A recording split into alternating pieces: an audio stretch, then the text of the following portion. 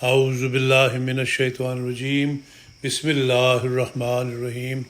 Homeopathy یعنی علاج بالمثل، ذہن کے متعلق نمبر 11 از ڈاکٹر شاہد اقبال صاحب، روزنامہ الفضل انٹرنیشنل، منگل 29 اگست 2023۔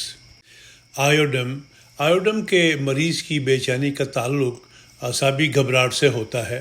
یہ گھبراہٹ آرسینک کی طرح کی نہیں ہوتی، بلکہ اعصاب میں ضرورت سے زیادہ توانائی پائی جانے کی وجہ سے ہوتی ہے۔ چونکہ خوب کھاتا پیتا ہے اور چربی نہیں بنتی، اس لیے جسم میں پیدا ہونے والی زائد توانائی اسے چین سے نہیں بیٹھنے دیتی، چنانچہ یہ مسلسل حرکت کرتا رہتا ہے اور بھاگ دوڑ کر اپنی طاقت خرچ کرتا ہے۔ اگر ایسے مریض کو زبردستی بٹھانے کی کوشش کی جائے تو اس میں شدید غصہ کے جذبات پیدا ہو جاتے ہیں، وہ مار دھاڑ اور قتل تک کرنے پر آمادہ ہو جاتا ہے۔ اگر ایسے مریض کا بچپن میں آیوڈین سے علاج نہ کیا جائے تو بڑا ہو کر نہایت خطرناک مجرم بن سکتا ہے اور بغیر کسی محرک کے قتل و غارت میں ملوث ہو سکتا ہے۔ گو نیٹرمیور اور ہیپرسلف میں تشدد اور بلا وجہ قتل کرنے کا رجحان پایا جاتا ہے، لیکن ان کی دیگر علامتوں میں بہت فرق ہے۔ نکسوامیکا میں بھی یہ خطرناک علامت پائی جاتی ہے کہ اس کی مریضہ کے دل میں بے اختیار یہ خواہش ابھرنے لگتی ہے کہ اپنے بچوں کو آگ میں جھونک دے یا بے حد محبت ہونے کے باوجود خاوند کو موت کے گھاٹ اتار دے۔ پھر وہ اس ارادے سے سخت خوفزدہ ہو جاتی ہے، لیکن اسے رد نہیں کر سکتی اور یہ خیال سایہ کی طرح اس کے پیچھے لگا رہتا ہے۔ اگر مریضہ بہت خوفزدہ بھی ہو تو یہی علامتیں پاگل پن میں تبدیل ہو جاتی ہیں۔ اگر مریض کی دیگر علامتیں آیوڈین کا تقاضا کرتی ہوں تو یہ دوا بہت مفید ثابت ہوگی۔ صفحہ نمبر 469 اور 470۔ آئرس ٹینکس میں مریض اداس رہتا ہے، ہر بات کا صرف تاریک پہلو دیکھتا ہے، گھر سے دور ہو تو اعزاء و اقارب کے لیے اداس ہو جاتا ہے اور واپس گھر آنے کی خواہش رکھتا ہے۔ تاہم اداسی کا یہ رجحان بعض دفعہ خوشی سے بھی بدل جاتا ہے، لیکن پاگل پن کی علامات نہیں ہوتی۔ موڈ بدل جاتا ہے، کبھی بشاشت محسوس کرتا ہے، کبھی اداس ہو جاتا ہے۔ آدھی رات کو اداسی بڑھ جاتی ہے۔ صفحہ 479 اور 480۔ کالی کارب میں چڑچڑاپن بہت نمایاں ہوتا ہے، جو اکثر اعصابی تکلیفوں میں ہوتا ہے۔ اکیلے پن کا خوف بھی اس کی ایک علامت ہے۔ مریض توہمات کا شکار ہو جاتا ہے، لیکن ان توہمات کا مریض کی تنہائی سے کوئی تعلق نہیں ہوتا۔ توہمات اس کی زندگی کی ایک عادت بن جاتے ہیں۔ ہاں، اکیلے پن سے گھبراہٹ ضرور ہوتی ہے۔ مریض گرمی اور سردی دونوں سے زود حس ہوتا ہے۔ مریض بہت زود رنج اور جلد طیش میں آنے والا ہوتا ہے۔ صفحہ نمبر 497۔ کالی فاس دماغ، اعصاب اور خون پر اثر کرتی ہیں۔ اعصابی کمزوری اور ذہنی و جسمانی تھکاوٹ میں حیرت انگیز اثر دکھاتی ہے۔ فکر، پریشانی، کام کی زیادتی اور ہیجانی کیفیت کے نتیجے میں پیدا ہونے والی تکلیفوں میں مفید ہے۔ کالی فاس کا مریض سست اور خوفزدہ رہتا ہے، لوگوں سے ملنے جلنے سے گھبراتا ہے، یادداشت بھی کمزور ہو جاتی ہے اور اپنے کام سے لاپرواہ ہو جاتا ہے۔ صفحہ نمبر 505 اور 506۔ کسی حادثے یا بری خبر کے نتیجے میں پیدا ہونے والے بد اثرات کو دور کرنے کے لیے ایمبرا گریسا کی طرح کالی فاس بھی مفید ہے۔ اگر صدمے کی وجہ سے دماغ معاف ہو جائے تو یہ کالی فاس کی اہم علامت ہے۔ بری خبر سے معدہ اور دل کو نقصان پہنچے تو کالی کارب بہترین دوا ہے۔ نیٹرمیور بھی صدمہ کے اثرات سے پیدا ہونے والے پاگل پن میں مفید ہے۔ صدمہ اور بری خبر کے بد اثرات سب پر ایک جیسے نہیں ہوتے۔ کالی فاس میں صدمہ اور اچانک پہنچنے والی متوحش خبریں نمایاں طور پر اعصاب کو نقصان پہنچاتی ہیں اور مریض لمبی افسردگی اور کمزوری کا شکار ہو جاتا ہے۔ جس مریض کا مزاج نیٹرمیور کا ہو اس پر صدمہ کا اثر پاگل پن کی صورت میں بھی ظاہر ہوتا ہے۔ صفحہ نمبر 508۔ کالی فاس میں خون کی نالیاں تنگ ہوئے بغیر بھی یادداشت متاثر ہوتی ہے، مگر یہ کمزوری وقتی ہوتی ہے، مستقل نہیں۔ اگر دماغ کسی خاص سوچ میں مصروف ہو اور اچانک کسی دوسری طرف منتقل ہو تو وہ نام یا لفظ فوری طور پر ذہن میں نہیں آتا جس کی اسے تلاش ہوتی ہے۔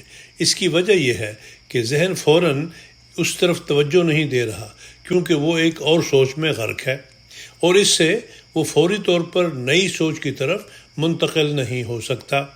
ایسا ذہنی دباؤ کی وجہ سے ہوتا ہے، جو آرٹیریوسکلروسس کی علامت نہیں ہے۔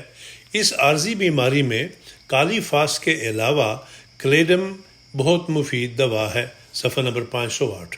نقص فہمی کی نیند کی علامت بھی کالی فاس سے ملتی ہے۔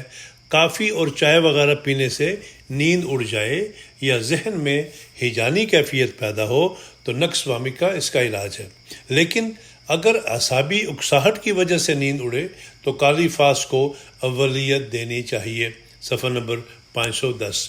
کالی فاس اور آرسینک ایسی دوائیں ہیں جن کے مریض صاف ستھرے اور صفائی پسند ہوتے ہیں، صفحہ نمبر 510۔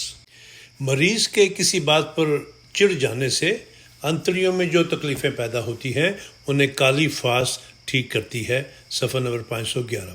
کالی فاس میں اگر کسی خوف اور دہشت کی وجہ سے اسہال شروع ہوں تو وہ پانی کی طرح پتلے اور سخت بدبودار ہوتے ہیں اور کمزوری پیدا کرتے ہیں، صفحہ نمبر 511۔ اگر یادداشت کمزور ہو اور اعصاب جواب دے جائیں اور آخر پاگل پن کی علامتیں ظاہر ہونے لگے تو کالی فاس 1,00,000 طاقت میں دے، صفحہ نمبر 513۔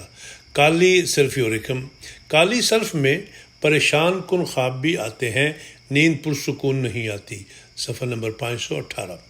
یہی دوا بعض ایسے مریضوں کو بھی موافق آتی ہے جن کے مزاج پلسٹلا کی طرح نرم اور غمگین ہوں، اور بعض ایسے مریضوں کو بھی موافق آئے گی جن کے مزاج میں چڑچڑاپن اور غصہ ہو۔ پھر اسی دوا میں پلسٹلا کی طرح پیاس کا نہ ہونا بھی ملتا ہے، اور کبھی سخت پیاس بھی ملتی ہے جو بجھنے کا نام نہ لے، منہ خشک ہی رہے اور معدہ میں گویا آگ سی لگی ہوئی ہو۔ انہی تضادات کے باعث میں نے شروع ہی میں متنبہ کیا تھا کہ اس دوا کا سمجھنا آسان کام نہیں۔ بائیو کیمی میں کالی سلف چھوٹی طاقتوں میں استعمال ہوتی ہے، لیکن ہومیوپیتھی میں بڑی طاقت میں دینا زیادہ فائدہ مند ثابت ہوتا ہے، صفحہ نمبر 519۔ کریوزٹم۔ کریوزٹ میں مزاج کی تیزی اور جلد غصہ آ جانا کیمومیلا سے مشابہ دکھائی دیتا ہے، لیکن کیمومیلا کا مزاج ہی غصہ والا ہوتا ہے، جبکہ کریوزٹ میں یہ کیفیت عارضی ہوتی ہے۔ بیماری کی شدت سے مریض چڑ جاتا ہے، جس کی وجہ سے طبیعت میں کیمومیلا کی علامات پیدا ہو جاتی ہیں۔ کیمومیلا کا مریض تندرست ہو یا بیمار ہر حال میں غصہ والا ہی رہے گا اور اس کے مزاج میں بدخلقی اس کی سرشت بن جاتی ہے، صفحہ نمبر 521 اور 522۔ لیک کنائنم۔ اس میں یہ خاصیت پائی جاتی ہے کہ اگر انسان پر اس کی آزمائش کی جائے تو اسے فضا میں فرضی چیزیں دکھائی دینے لگتی ہیں اور وہ محسوس کرتا ہے کہ یہ چیزیں ابھر کر ایک وجود بن کر مجھے نقصان پہنچائیں گی۔ یہ بات کتے کے مزاج میں داخل ہے اور اس کے دودھ کے ذریعے انسانی دماغ میں بیماریاں بن کر ابھرتی ہیں۔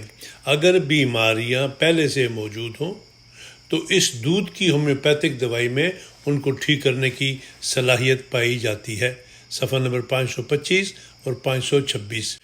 لیکیسس اور لیک کنائنم میں ایک اور مشترک بات یہ ہے کہ دونوں کے مریض کے احساسات بہت تیز ہو جاتے ہیں اور وہ خیالی چیزوں سے بھی خوف کھانے لگتے ہیں۔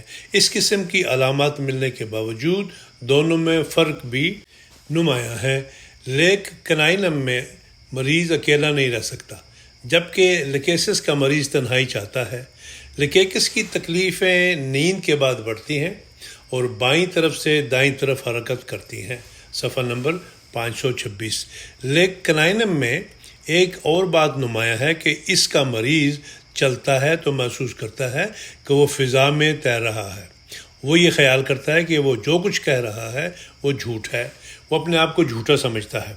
لیک کنائنم کی ایک اور علامت جو کسی اور دوا میں نہیں ہے وہ یہ ہے کہ اس کا مریض سمجھتا ہے کہ اس کے منہ پر دوسرے کی ناک لگی ہوئی ہے، یا یہ کہ اس کا جسم کسی اور کا جسم ہے اور اس کی بجائے کوئی اور بات کر رہا ہے۔ صفحہ نمبر 526۔ لیک ڈیفلوریٹم۔ لیک ڈیف کے مریض کی یادداشت بھی کمزور ہو جاتی ہے اور وہ دماغی کام سے بوجھ محسوس کرتا ہے۔ صفحہ نمبر 533۔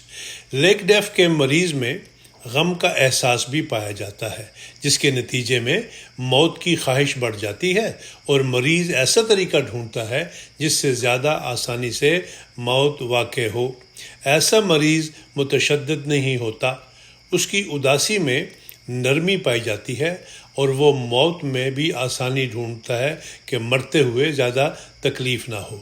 مشہور شاعر غالب بھی لیک ڈیف کا مریض معلوم ہوتا ہے جب وہ کہتا ہے: ڈھونڈے ہے اس مغنی آتش نفس کو جی، جس کی صدا ہو جلوے برکے فنا مجھے۔ یعنی دل ایسے مغنی یعنی گانے والے کو ڈھونڈ رہا ہے جس کی آواز میں ایسا سوز ہو جس سے فنا کی بجلی چمکے اور انسان آنن فانن بغیر تکلیف کے احساس کے مر جائے۔ یہ تو مرنے کا بہت عمدہ طریقہ ہے، لیکن افسوس اسے کوئی ایسا مغنی ملا نہیں۔ صفحہ نمبر 534۔ لیک ڈیف کے مریض کو ہاتھ اونچا کرنے سے بھی چکر آتے ہیں۔ اس کے سر کے چکر کونیم سے مشابہ ہے۔ کونیم میں لیٹ کر ذرا سی کروٹ بدلتے ہوئے یا آنکھ کی حرکت سے بھی چکر آتے ہیں اور یوں محسوس ہوتا ہے جیسے بستر گم گیا ہے۔